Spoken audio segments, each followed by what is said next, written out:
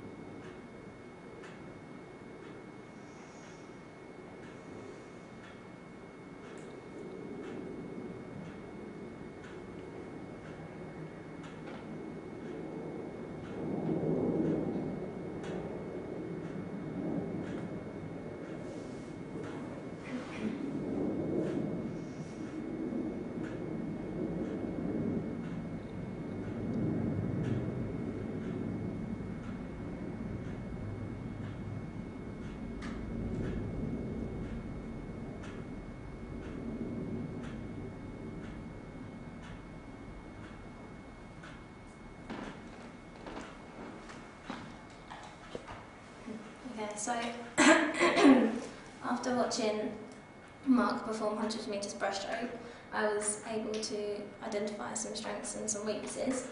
In terms of his dive, he had a very good stance on the block. So he had a track start, which is where he has one foot in front of the other, and that gives him stability and means that he is less likely to fall off the block or stumble or go before the stimulus is started. As soon as the starter says take your marks, any movement on the block means that you get disqualified. So by having a track start and giving you more stability, it means that you're less likely to move on the block and less likely to get disqualified. So by having that stance, that was really good.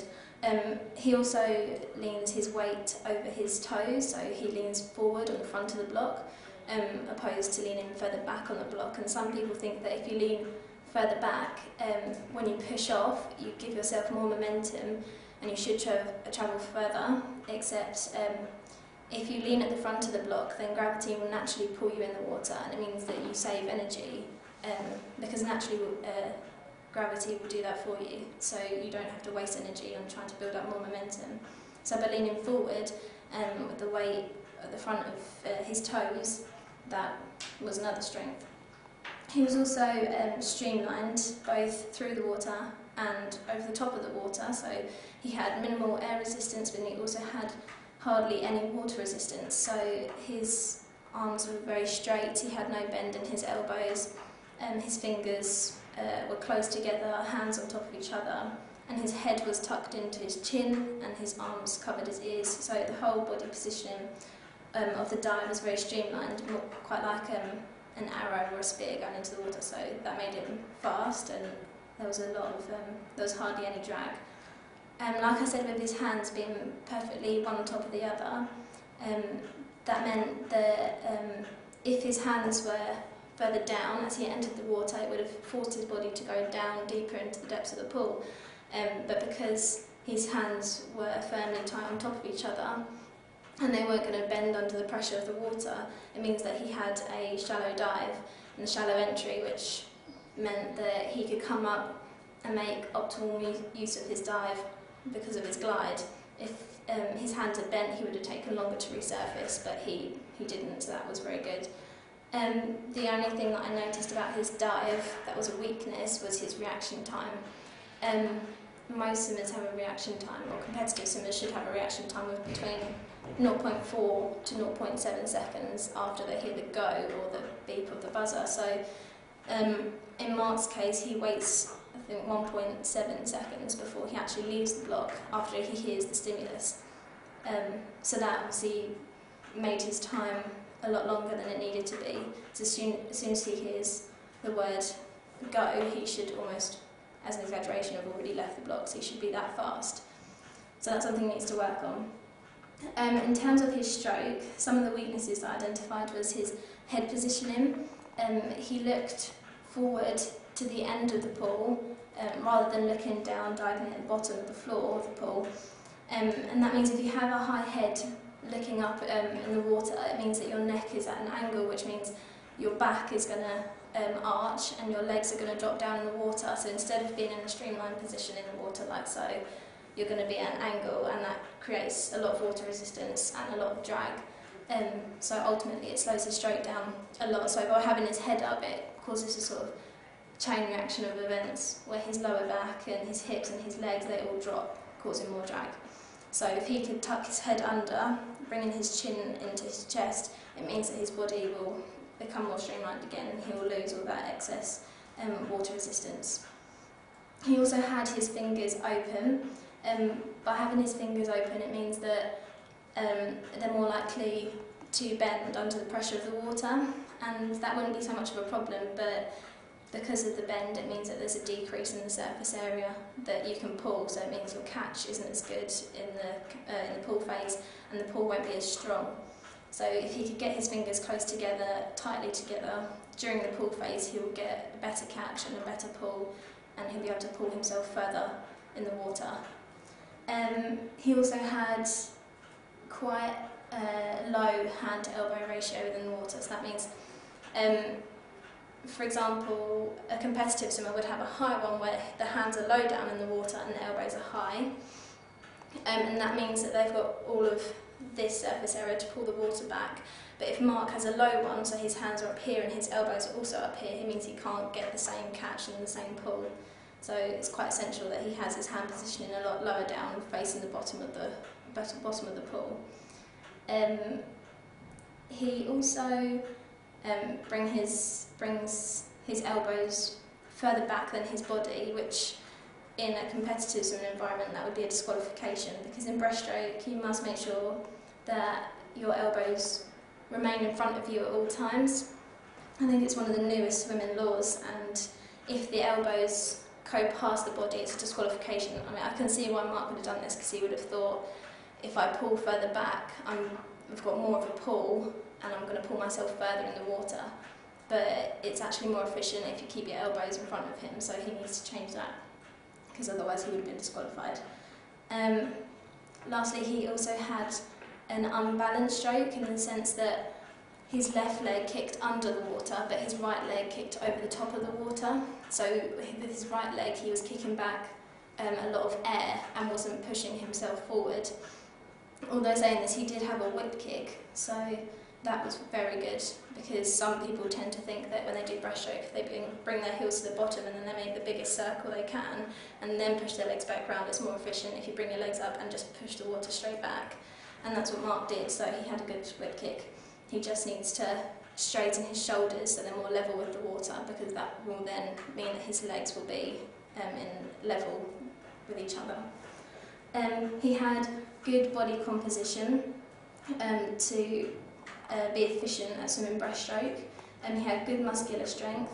Like I said, he had a good whip kick. And also something that I picked up on was the pacing of his stroke. He paced it quite well, in the sense that in the first length he went out in 20 strokes, the second length was 22, and then the third and the fourth were 23. So although his stroke count increases as the lengths go on, it does show that he tries to maintain the stroke count, that he doesn't sprint the first length and do lots of strokes and then tries to maintain that throughout the whole 100 metres. He doesn't, he paces it really well. In terms of his turn, it wasn't as fluid as it should have been. For starters, when he pushed off of the wall, he did a flutter kick, which is like a small front crawl kick, and he would have done that, I'd assume, to sort of gain an advantage over his opponents, except that this is a disqualification in swimming, because flutter kick being front crawl is not breaststroke, and if you're doing a breaststroke event, the only stroke you can do is breaststroke. So that would have got Mark disqualified. He also, as he touched the wall, he turned his whole body around. So if I explain what it should look like, so if you touch the wall, you drop one elbow, the other arm comes over the top of the water. In that space of time, you take a quick breath to breathe, and then you push off and in a speared position. What Mark did was he touched the wall, he turned around, took a breath, then went under the water and pushed off. So it was quite slow, and it was quite jagged, and he really needs to ensure that when he takes the breath, he incorporates it into his turn and doesn't stop and take his breath within a 2-second period, because it needs to be a really fast and efficient turn. But apart from that, like his dive, he was very streamlined. He had straight arms, no bend in the elbows, head was tucked down, his arms were covering his ears, so that was good. And he also had a long glide, so that was good on his underwater phase. The last weakness that I identified was his aerobic endurance. So although he had good pacing, I could see that the technique in his stroke decreased as the lengths went on. So his first length was probably the best length in terms of technique, and then as the lengths went on, his technique decreased. The first 15 to 17 metres, the first 10 seconds of his stroke were of the event even, were the best that I found, and I think he was sprinting that, but it seemed to work quite well for him. The rest, since after the 15 or 17 metre point, is when he started to decrease, and his technique slowly started to decrease. I think that because it was the first 10 seconds of his performance that was the best, I would assume that he was using his ATP PC system. I know this because that only lasts for a maximum of 10 seconds. And the ATP PC is a coupled reaction where ATP is broken down into ADP and an inorganic phosphate by breaking the high energy bond through the enzyme ATPase. Simultaneously, there is accumulation of PC or phosphocreatine stores which break its high energy bond between the phosphate and the creatine through the enzyme creatine kinase. And when it releases the phosphate, it reattaches with the ADP to resynthesize an ATP. So that's why I think that he performed the first 15 metres or so on his ATP-PC system. I would then assume that he would use his aerobic system, but because Mark's cardiovascular and respiratory systems aren't to the same standard as a competitive swimmer's, I think he uses his lactic acid system. So this is where instead of his pyruvate being turned into acetyl-CoA with the addition of oxaloacetic acid turning into the citric acid, which then goes into the Krebs cycle or the electron transport system, the glucose 6-phosphate goes into pyruvate, and then by the enzyme LDH turns into lactic acid. And I think that's why he fatigues, because he has an accumulation of his lactic acid, so therefore I think that he's using the lactic acid system throughout the 100 metres. I was able to identify the main weakness as overall poor body position and alignment within the water. So I devised a 12-week action plan to help him overcome this issue. I would do interval training for the first 9 weeks. For example, I might do 10-50 metres off of 1:30. That allows him to swim 50 metres off of a minute, and then he has 30 seconds to recover. So that should allow roughly 50% of his PC stores to be resynthesised.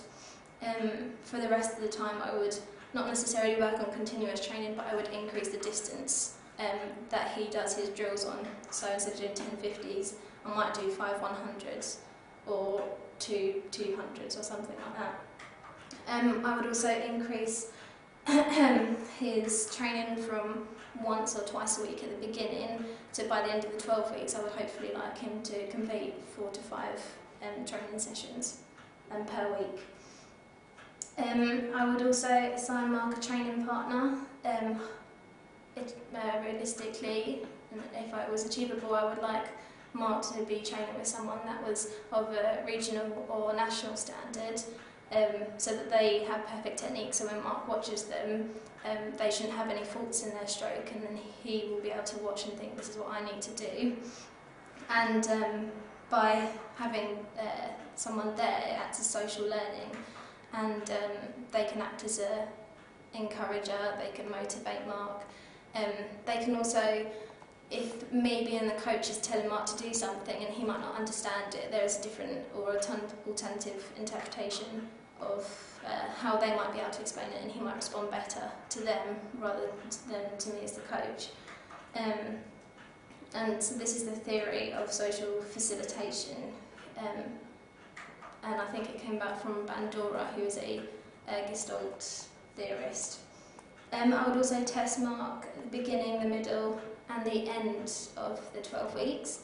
This is to monitor his progression, to make sure that the drills that I'm doing are effective and are actually paying off, and I can see a difference within his stroke.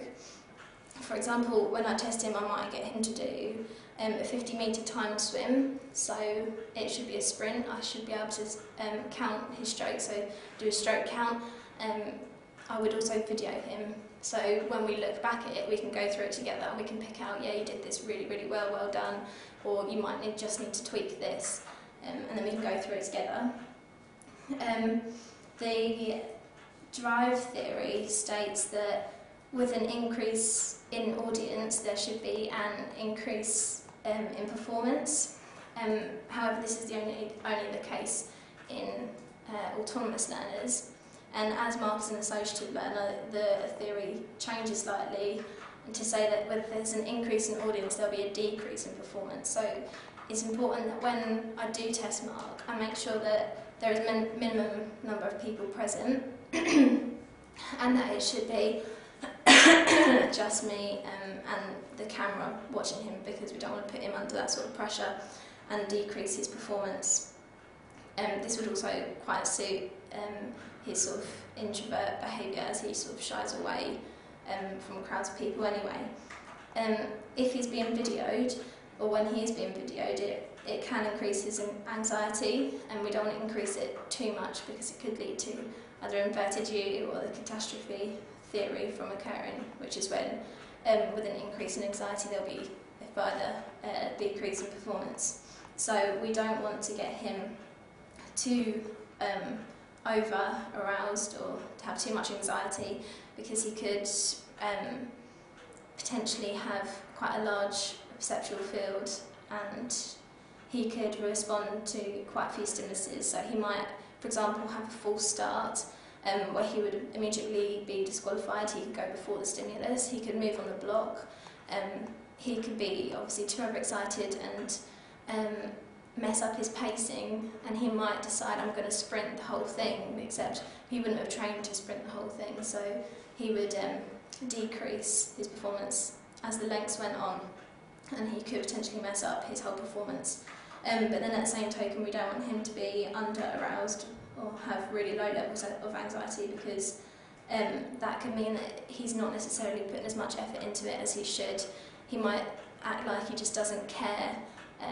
He might have really long glides within his stroke and not put 100% of his effort into it. He might not care about his technique, and in terms of his start, he might have a really delayed reaction time. So it's important that we achieve the zone of optimum functioning and make sure that he is somewhere in the middle, so that he isn't too over or too under aroused. So this would be the sort of medium perceptual field.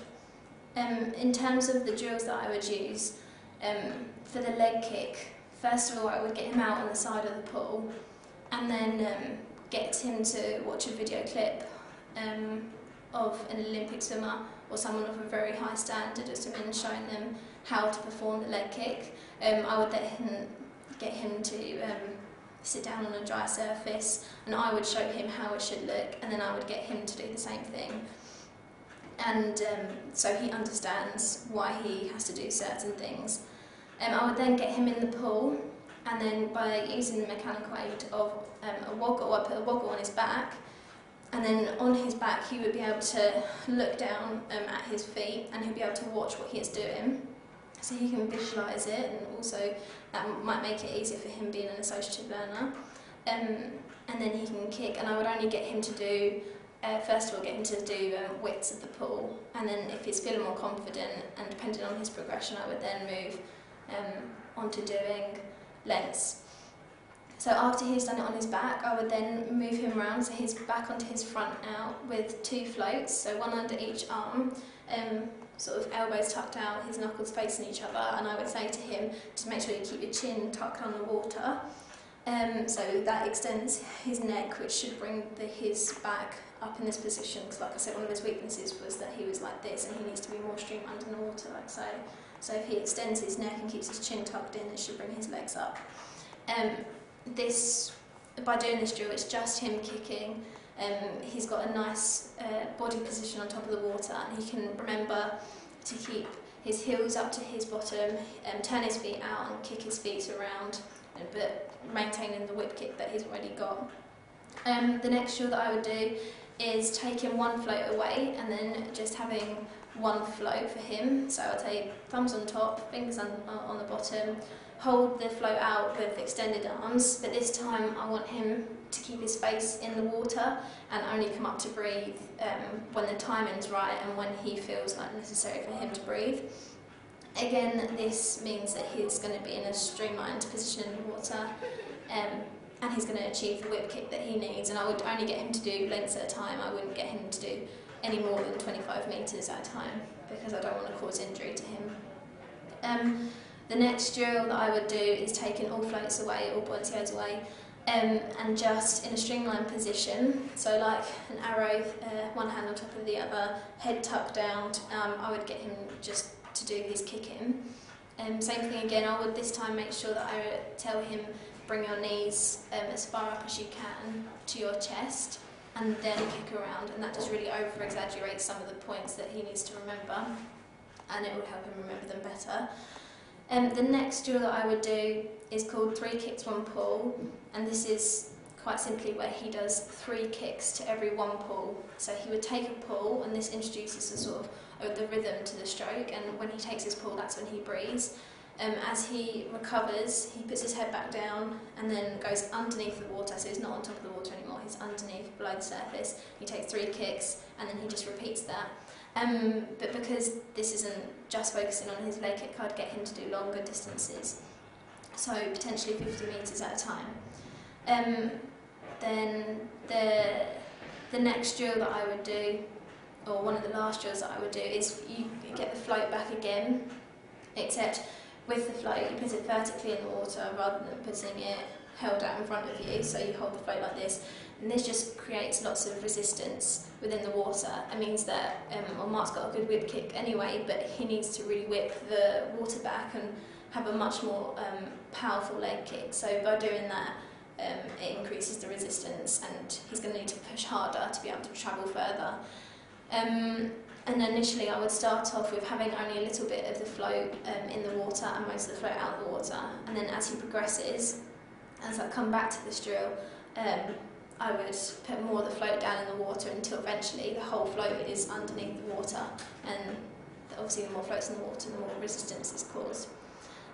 Some of the drills I would do in terms of arm positioning is the same thing again. I would get him out of the water first, get him to watch a clip of someone doing it professionally, then explain it to him and show it to him and break it down step by step, and then get him to show me it, make sure he understands what he's doing and why he's doing it. I would then get him in the water, and then at the shallow end of the pool so he can stand up. I would get him to lean over the water and then get him to just practice doing it without any leg kick, and then I would tell him what he's doing good and what he might need a little bit of tweaking on, and then by doing this it gives him the sort of kinesthetic feel, because he'll be able to feel what he's doing and feel whether he's doing it right or wrong. So after doing that,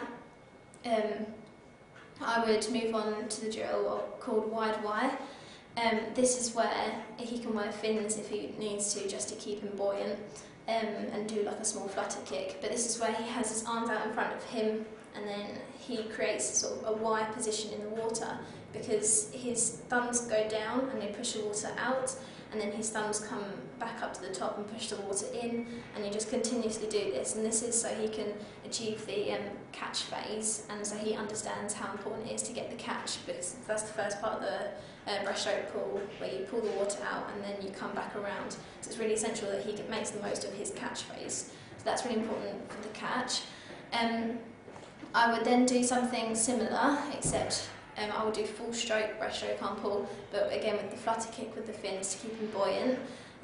By doing this, I would tell him also to make sure that he breathes every stroke, so he builds up his rhythm, builds up his pacing, and so it doesn't feel alien when he brings the leg kick back into it.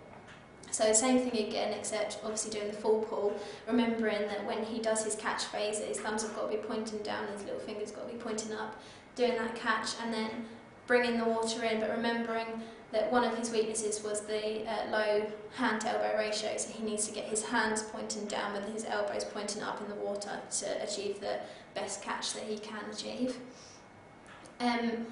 One of the next drills that I would use would be is 3 kicks 1 pull. Again, I use that drill for the leg kick, but I would use it to make sure that I would tell him, although we did do this in the leg kick, I want you to focus on the arms and the loading of the arms.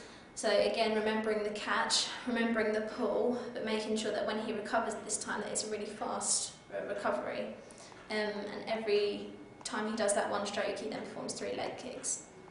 I would then do loading of the hips. So this is where it's really necessary for Mark to have a powerful pull, because the pull is what brings his hips up, So he needs to have hips that ride on top of the water rather than keeping them low down in the water. So by doing loading, he needs to have a powerful arm pull so he can pull himself out of the water.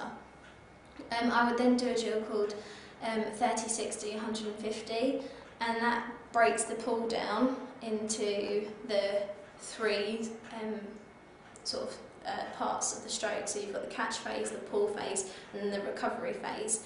And the catch is where what they call the 30 part of the phase, so it's the slowest part. So the catch, you do the 30, I think they refer to it as 30 miles an hour, so it's the slowest part. Then the pull phase is the 60, so that's more faster than the catch, but not as fast as the recovery, and the recovery is then the 150, so that's the fastest part of the pull. So that just really emphasises to him that there's 3 different stages of the pull, and he needs to be focused on each one. So again, I would tell him to keep his thumbs down, fingers up when he does the catch. Really powerful, make use of the whole surface area of his pull, making sure that his hands are down and his elbows up when he does his pull, and the recovery is very, very fast. Then I would get him to perform full stroke. I would only do length at a time. If he felt up to it, I might video him and then we can watch it back and then identify together where we need to improve. Or I would get his partner to tell him what he thinks or suggests he might need to improve on. And then the last set of drills I would do would to be focused on body positioning. This time I would get him to use fins again, except instead of doing a flutter kick, I would do an undulating kick. It wouldn't be a massive undulating kick as if you were doing butterfly, but it would more be to keep him buoyant and to keep the stroke looking more like a dolphin through the water. So it looks better. I think breaststroke now is a lot more like butterfly in the terms that it undulates through the water rather than start with the pull, stop and then kick. So it's really undulating. So bringing in the butterfly or the undulating leg kick will help him to achieve that. I would then get him to perform full stroke breaststroke arm pull, but with the undulating leg kick. The next drill I would do is the exact same thing, but this time keeping a tennis ball under his chin, and what he's got to do is essentially make sure that he tucks his chin under, and it's important for him to make sure that he doesn't let go of this tennis ball, because if he's not keeping his chin tucked into his chest as much as possible, then the tennis ball will just pop out to the side and he wouldn't have done the drill properly, because the purpose of the drill is to keep his head down, to elongate his neck and to bring the rest of his body up into that streamlined position. I would then do 3 kicks, 1 pull again, remembering that he needs to incorporate the loading of the hips, the powerful arm pull, the low hand, the high hand, low hand to elbow ratio, the fingers close together, but breaking it down, taking it easy, so not going fast, just making sure that he can remember all those sort of points, and that would be for 1 length at a time, and then I might increase it to 50 metres. The next drill I would use would be with the aid of a parachute. So you strap a piece of string or tie a piece of string around his waist, and then a couple of metres behind him, that's when the parachute will be, and it's only about this big, so it won't create massive amounts of water resistant, but he will find it a lot harder, and he will have to pull a lot deeper, and he'll have to kick a lot harder for him to be able to travel as far as he normally would. So it's important so that drill is important for building up the power, but making sure that he keeps his technique in place, because if he doesn't, then the parachute will sink. So if he doesn't keep his technique how he's learnt it, then when doing this drill, the parachute will start to slowly sink, and the only way the parachute will come back up is if his technique is perfect and he hasn't got any breaks within his stroke. And then lastly, I would just get him to do full stroke breaststroke, and I'd get him to swim 50 metres at a time. Actually no, I would get him to swim 200 metres nice and easy, and then I'd get him to swim 150 metres, not as easy, but a little bit faster, and then 100 metres faster than the 150, and then I'd get him to do 50 metres as a sprint, so I sort of descend, making it faster as he goes along. I would then make sure that when I'm doing all these drills, I would apply the principles of training, so making sure that I keep it within moderation. I don't set mark for example, really hard drills right at the beginning of the PEP, I would make sure that I set it off easy, and I do either widths to introduce it to him, or doing one length at a time, so I don't absolutely kill him to start off with. I would then make sure that I try not to introduce reversibility into his 12-week action plan. So this is making sure that I don't make the sessions really boring and then he becomes really not interested and he doesn't want to participate, and then he goes off and just says, I just want to quit, I don't want to do this. I need to keep them interesting, or I don't work him so hard that he achieves like an injury and that prevents him from swimming. So if he is prevented from swimming or he doesn't swim for a period of time, he will then, his stroke count, his technique will all decrease, and then it'll take him longer to build back up into what it needs to be. I would also make sure that I include variabilities. Like I said, all the different drills that I've set, they're all different from each other and have different purposes, but when they come together they form what should look like a perfect technique within the stroke, so make sure it's different. I would also get him to do varied activities, different warm-ups, different cool-downs. So for example, if I'm doing a warm-up, I would make sure that it does the purpose of increasing heart rate and temperature and enzyme action, but I might do it in different ways. So for example, I might get him to swim the 200 metres and do it 3 or 4 times through, or I might just get him to do continuous 400 metres, something like that. I would also make sure that it's progressively overloading him, and I would apply the theory of periodisation. This means that I can get or set marked goals within micro, macro, mesocycles. So at the end of the mesocycle, making sure that the overall goal is achieved, but splitting the weeks up into microcycles so that week by week or every fortnight, one goal is achieved to make him feel like he's actually progressing. Also making sure that with progressive overload, I increase the frequency, intensity, time and type over the weeks. I would also make sure that it's specific to Mark, so not only am I making it specific to Mark and his needs, but I'm keeping it specific to the sport and making sure that I'm only doing this in terms of breaststroke. It would be pointless me doing drills on backstroke when I'm trying to improve his breaststroke. So it's important that I keep it specific to him. Also testing him, like I said, at the beginning, the middle and the end, and doing a warm-up and cool-down. Like I said, for a warm-up to increase enzyme activity and temperature, and to make sure that also so that synovial fluid will lubricate his joints and it's less likely for him to achieve an injury, and then a warm down so he can maintain all those things, and again to prevent injury and to get rid of any lactate. Some of the drills that I mentioned previously, so for example wide Y, using the parachute, 30, 60, 150, loading of the hips, all these drills, those 4 especially were taken from USA, and we've adopted them. The rest of the drills were, I think, originated from the UK, but those 4 drills we took from USA.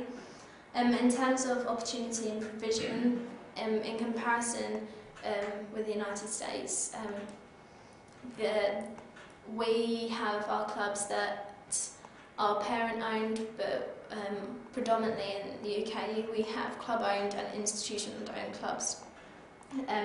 Whereas in the USA we see that parent-owned clubs are a lot more common, and this suggests, or this sort of reinforces the theory of the Lombardian ethic. So it shows to us that parents are that pushy that they want their children to succeed, that they're win at all costs, that the parents making sure that no one else is coaching their kids except for themselves, because they believe that that's the only way that they're gonna win.